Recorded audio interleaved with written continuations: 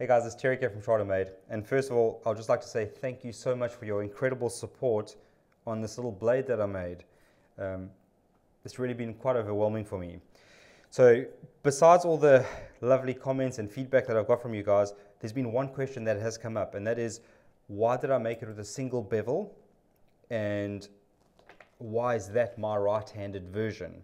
So I'm going to be covering that in a very quick little video over here, just to show you why I did what I did on this little blade, and yeah, hopefully that'll help you make your decision on which one to choose for your leatherwork.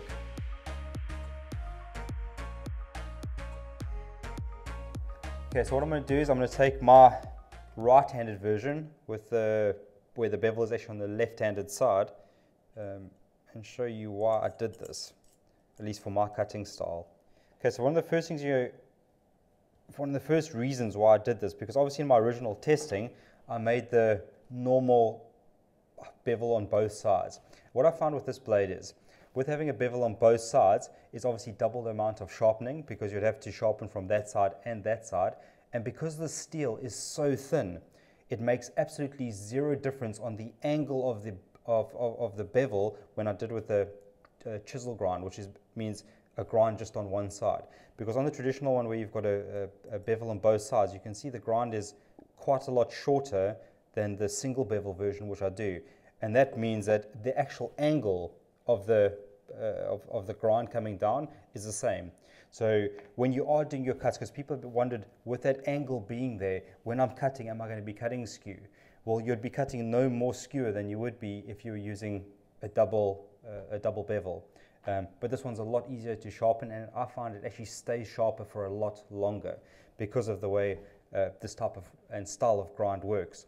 The other thing is, because of the natural camber of our hands, with the single bevel coming down this way, when you actually hold out your hands without a knife in your hand, the comfortable way when we hold our hands out, our hand naturally cambers. This is the camber, so the angle of our hand is naturally it's not at this vertical position. So guys have said to me, for the right-handed version, and wondered why, for cutting against a ruler, this one wouldn't be better. I find it very, very uncomfortable, because then my hand would have to be at an unnatural angle the whole time while I'm cutting. Whereas with the single bevel, I'm actually just sitting at the natural camber of my hand. And so when I do cut, and I'll show you here quickly. So when I do cut, I'm not having to force my hand over. You can see if I was using the straight side on the other side, I would have to force my hand into an unnatural position to be doing the cut. Whereas when I just let this naturally fall where my hand sits, and I start to cut that leather, it's a lot easier on the wrist, especially if you're doing a lot of cutting. And also because of that angle on the bevel with your hand coming down, it lands up being a pretty straight angle. So if I hold that there at 90 degrees, that's actually a straight cut. So the edge of your leather will actually be straight, which you'll be able to see there. So it lands up cutting straight. This is the exact same principle of cutting as the traditional Japanese style leather cutting knives work with, whereas you cut with the beveled side. It allows for it works with the flow of your body a lot easier. So I've gone with that same principle. The other thing is people have asked is, how does it cut against a ruler? Well, the same way a double bevel knife will cut against a ruler. And because you now understand how the angle of or the camber of your hand works, you would cut with that same principle. So when I'm cutting against a ruler, I don't try and straighten my arm up. I leave it at that exact same camber, and I'll pull the blade along. And there it goes. So I'll just keep it at that same camber as I would be doing when I'm freehand cutting. And I'll be getting a nice, straight, clean cut there. And this is on 1.3 mil thick vegetable tanned leather. And that'll be a nice straight cut for your edges to join together. So I guess that's why I've done what I've done on this grind. I know a lot of right-handed people have bought one of each of them. They prefer, when they're using it to cut against a ruler, to use what I call my left-handed version. But maybe we should start calling them a right-handed bevel version and a left-handed bevel version.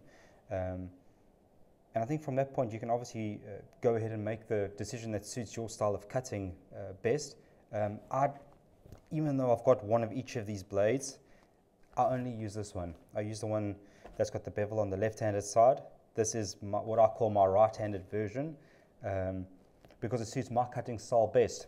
But obviously if you're wanting to or want to move your wrist over and cut in that sort of a position where you have that straight on that side as you're cutting, that would be the left-handed version.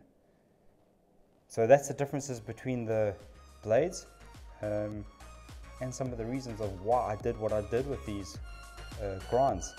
So I hope it helps you along in making a decision for the blade. I'll see you on the next video.